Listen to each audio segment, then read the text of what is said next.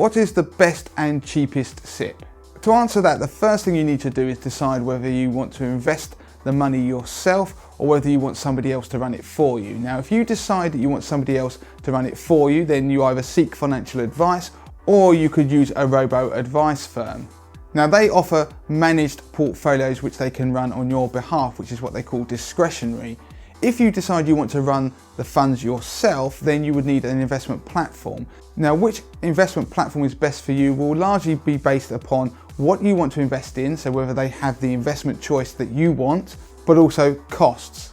And to help you make that decision, we compare every platform and robo-advice firm out there so you can make the decision which is best for you. You can find that comparison on our website moneytothemasses.com, and we update that research regularly. And finally, the other softer facts include things like customer service ratings and research that's available and the tools that the platform provides.